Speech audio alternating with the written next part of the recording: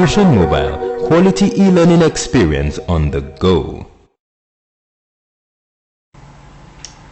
Okay, to continue the segment, we'll be looking at another poem, another African poem by Gabriel Okara. It is titled Piano and Drums. Now, when you look at the title, you find out that the poet is using two contrasting symbols. Piano represents the Western culture, while drums, in this context, represents the African culture. Now, the background of this poem is the poet actually examines the problem of the post-colonialism in Africa. The coming of the white man brought many good things along with it. One of the most enduring being their cultural ways of life. The European culture introduced strange and surprising things to Africans. Some of these things were easily rejected, while a few, especially material artifacts, were embraced by commoners and nobilities. The poet examines the problems that came with colonialism. We find out that at some point Africans were, in their innocence, enjoying their culture until the advent of colonialism, until the advent of westernization. The setting in this poem is the typical African countryside. It appears that it's the poet's village because he informs us that he's at the riverside. Now, let us read some lines.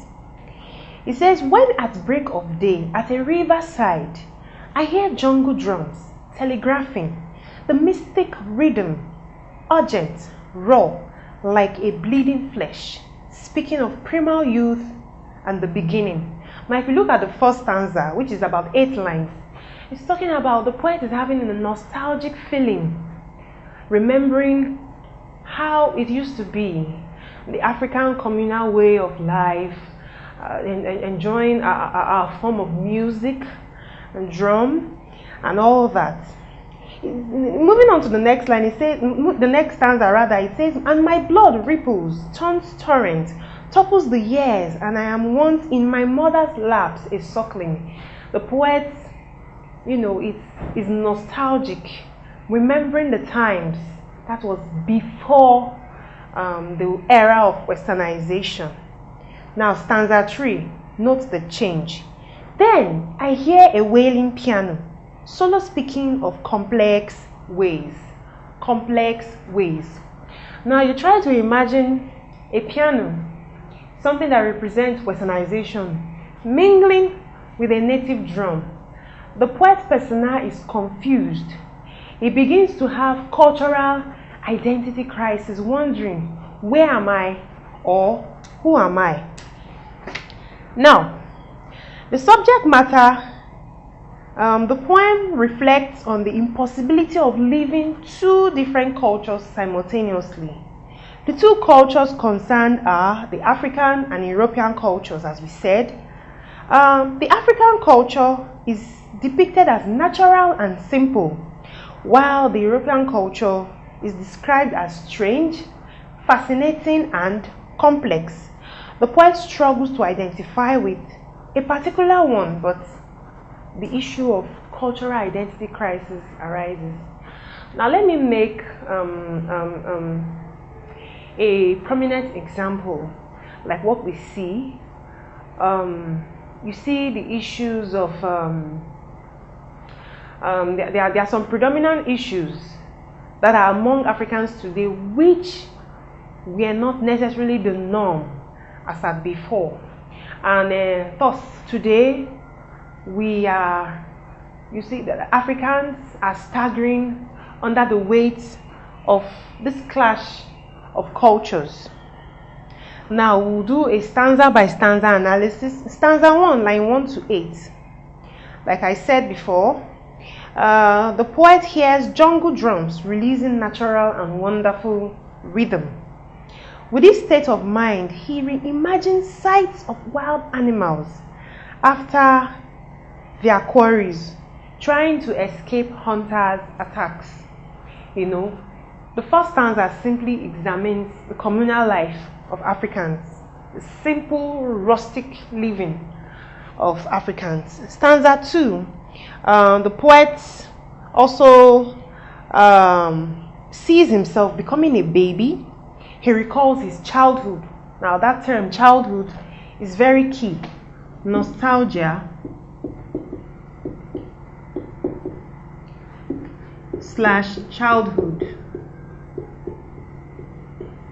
Okay, so he thinks about the times of when he was being placed in his mother's lap as a suckling, and the beautiful era of that world, which usually fascinated people and induced positive contemplation. It is also remembered. Now, moving on to stanza 3, the poet gives an account of another experience which follows the use of contrast. He says he hears a wailing piano that contrasts or contradicts the idea of a native drum. He says the piano is said to function without the accompaniment of other instruments, which suggests loneliness.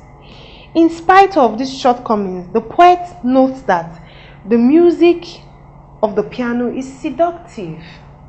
He found out that Africans gradually gravitated towards the European culture as time went on.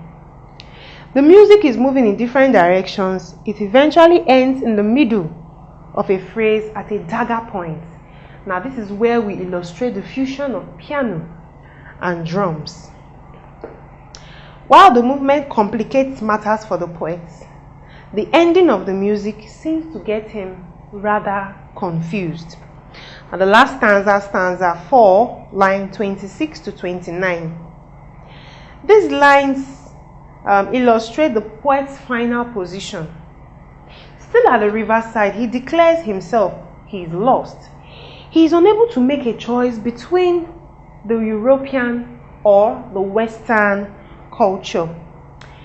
The idea of the morning mist in which he is lost suggests that the loss may be temporary or maybe for a while. Now we are going to look at the themes. Of course, the major theme here is the clash of cultures. Like I said earlier, that African poetry examines Africans and their predominant issues plaguing them. The cultures are symbolically represented by pianos and drums respectively. Generally, African culture is portrayed to be as attractive and is noted for innocence and simplicity. There was a time when Africans were content with their primitive ways until the advent of the Europeans. The impression given is that European culture has several shortcomings. However, we are told that it is coaxing, it is seductive.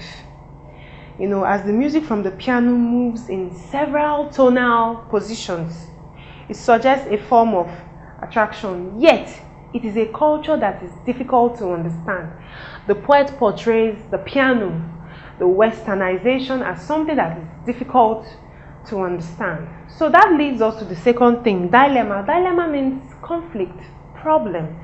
The poet speaks of a glowing African culture, yet the Western culture is plagued with its own shortcomings. So the poet is unable to decide whether to let go of his motherland or embrace a new culture. Now we'll be looking at the theme of innocence. Now the theme of innocence is itemized and well explained in stanza 1 and 2. It is explored in the depiction of African culture. The poet refers to a break of day, the primal youth and beginning, paths with no innovations, becoming a baby in his mother's laps all over again. Now, what are the poetic devices used? First is the use of contrast. The use of contrast, showing the difference between this culture and drums depicting the African culture. Structurally, the poem makes use of contrast, jungle drums, and piano, identified with Europe. One is simple and natural, while the other is sophisticated and complicated. The first two stanzas is devoted to the drums, while the other stanzas are dedicated to the piano. Thus, in a way, this betrays the poet's greater interest in drums. At some point, it seems that the poet is tending towards the direction of the piano because of the cultural crisis he finds himself. Now, the poet also makes use of symbolism. Symbolism, the sources of conflict in this poem, is represented by this, the piano and drums, with symbolic implication depicting the piano as solo speaking and full of complications, complexities, while the drums are mystic, raw, naked warmth, green leaves.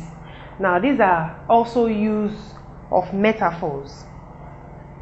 Now, another poetic device that is being used here is personification. Now, both the piano and drums are typified to be as humans. We said that the piano was made reference to solo speaking ways. Okay, solo speaking ways in tear furrowed concerto. The poet also makes use of imagery. The poet is typifying Africa in its raw state, and at the same time referring to Europe in its westernized, sophisticated state.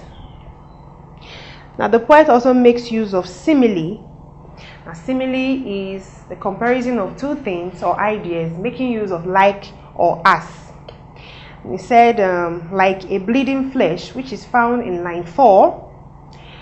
He also made reference to urgent and raw. He said the jungle drums are releasing like mystic rhythm. So you can see the comparison that is being made here. Structure. The structure of this poem is of about 29 lines, which are arranged into 4 unequal stanzas. The first 2 stanzas is dedicated to the drums, which represents the African culture. Take note. While the second stanza or the other stanzas are illustrating the piano.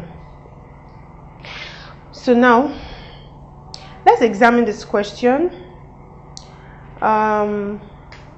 Discuss the poet's attitude in piano and drums. Now, what is his attitude? Of course, the first thing that comes to mind here is he is undecided, he is confused. Examine the use of contrast. Of course, you explain these two symbols that are being used here.